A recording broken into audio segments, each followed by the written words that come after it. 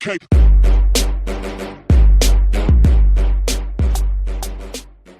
Welcome, ladies and gentlemen, to Iron Jaws Week. Now, this is going to be a very special and kind of different coverage week than I've done before previously, because we've already covered two videos on Iron Jaws, both a faction coverage that I did many moons ago, as well as a Gordrak, the Fist of Gork specific character video. And since there's not terribly many units in this faction, I went ahead and kind of broadened the scope of what a faction week is. So today we're going to start off talking about Gorkamorka, Gork and Mork, and how they play a pivotal role in this faction's background. Now, this video will compile a few sources from the AOS core book, the Mighty Battles book, the first book that ever came out for Age of Sigmar almost 3 years ago now, the Iron Jaws, Bone Splitters, and Beast Claw Raider battle tomes. At this point, we have kind of scant information about Gorkamorka, but I will share everything that we do know. Gorkamorka is the twin-headed god of wild spirits, most associated with the realm of beasts, Gur. Now, the story of when Sigmar met him is a little bit hazy. He didn't seem to be in danger or need Sigmar's help the same way as other various gods did, like Nagash was trapped under a rock, the Dwarden gods Grugni and Grimnir needed Sigmar's help to escape, and so they paid him a debt, basically. But what we do know about Gorkamorka's first encounter with Sigmar is that it was epic in a different way. The two gods seem to have looked at each other, didn't much like what they looked at, and then had sort of a contest of strengths and feats to gain the respect of the other. Now, the Iron Jaws battle tome describes a few of these contests. For example, there was an arm wrestling match that leveled mountains, a food eating contest where Sigmar ate a fiery mountain and Gorkamorka drank an entire sea, and it actually ended when Gorkamorka then prompted to eat an entire city at once, and they still reside in his gut. At one point, Gorkamorka steals Galmaraz and hits Sigmar with it, and he flies across the realms, and they both have a good laugh. This is all very good, jovial-natured contests, feats of strength and superiority, those kinds of things. And regardless, this all takes part in the Age of Myth, and so a lot of this is kind of conjecture. Again, it's orc history, so take that as a grain of salt. But what we do know is that he does end up on the kind of pantheon of gods to keep order in the Age of Myth. And as such, by tradition, forces from Azir and forces from Gur, or any force who respects Gorkamorka, they tend to respect one another. Not necessarily they get along, or they're not on the same team, but they have an understanding that their histories are so intertwined.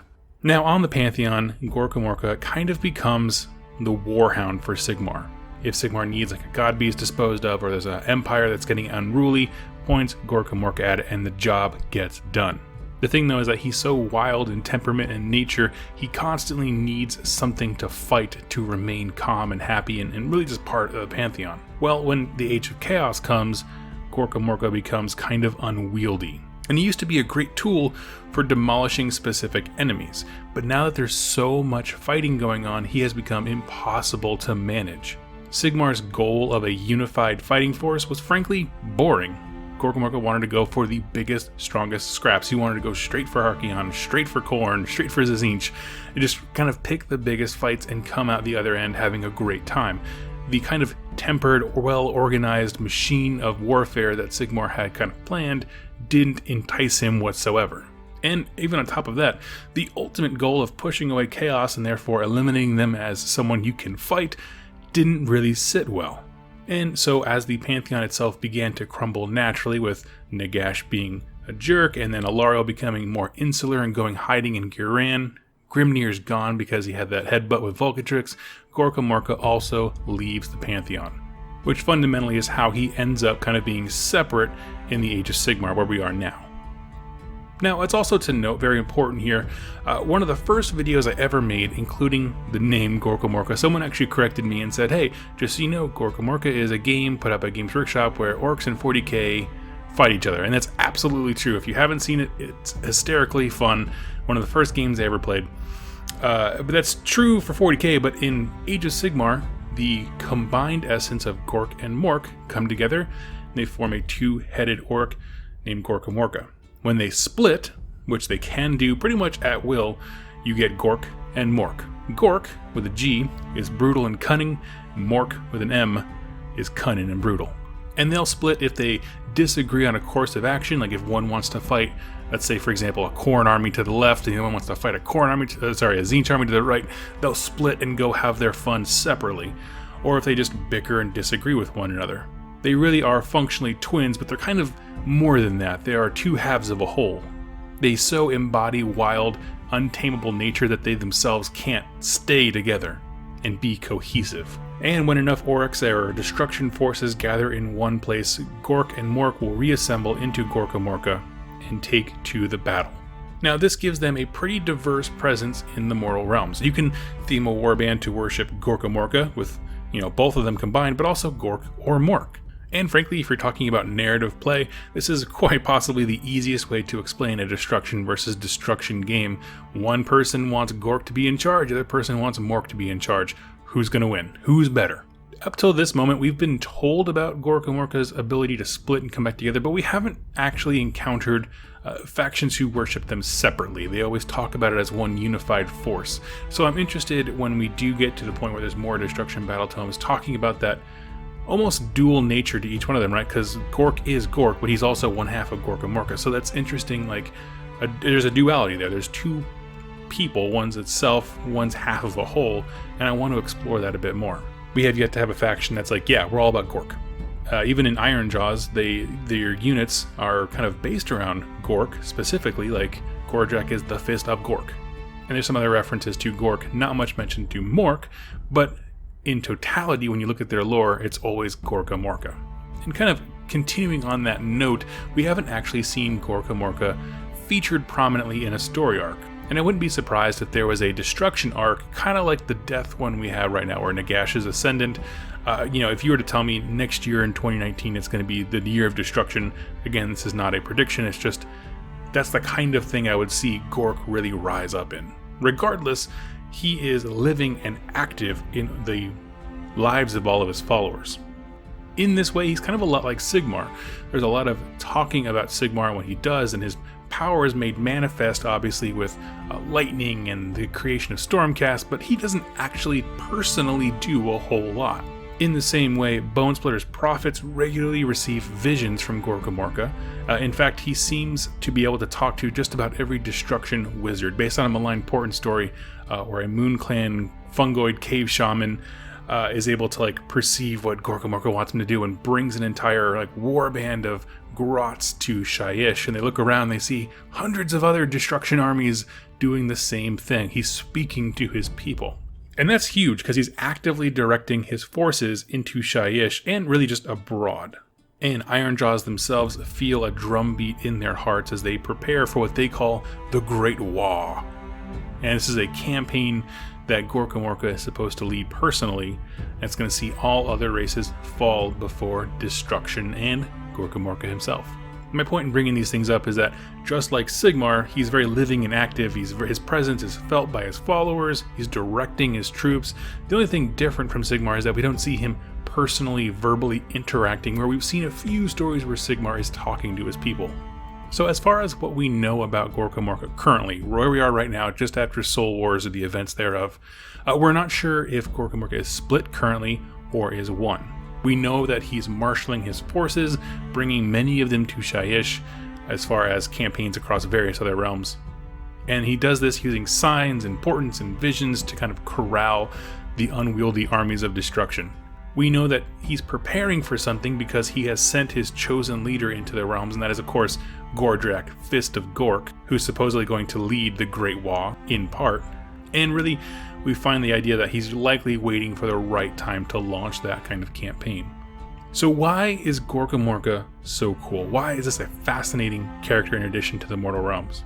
Of course, we haven't seen a lot of him in Age of Sigmar, but to me personally, and this is far away removed from the fact that it's got an Ironjaws army, he is the coolest god. And I'm going to tell you why, and I thought this for a long time. He's so much more involved in the mythos of his factions than any other god.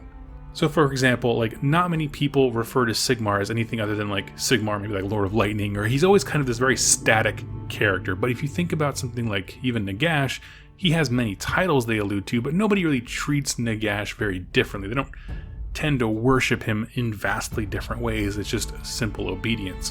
When you talk about Gorkamorka, however, his story arc is vastly different to all of the different factions who follow him, and they're all these incredibly different and flavorful, unique story arcs. For example, to the Bone Splitters, he is the god of the hunt, constantly hunting the greatest beast. So think Gorkamorka running through the realms, slaying god beasts left and right. And when he eats them, he puts his spirit in their bones, and then the bones disseminate throughout the realms, and that's what all of the Bone Splitters are hunting for. They want the bones of beasts to get a little bit of Gorkamorka's power. To the Beastclaw Raiders, he is the ultimate general and punisher. In their kind of personal mythos, and this is just one of many stories, Gorkamorka was having them fight in a campaign in the Age of Chaos. The Beastclaw Raiders didn't respond correctly, or they kind of overstretched their bounds, and then they were punished forever with the Everwinter. So that constant threat that has shaped their entire lives is a result of Gorkamorka.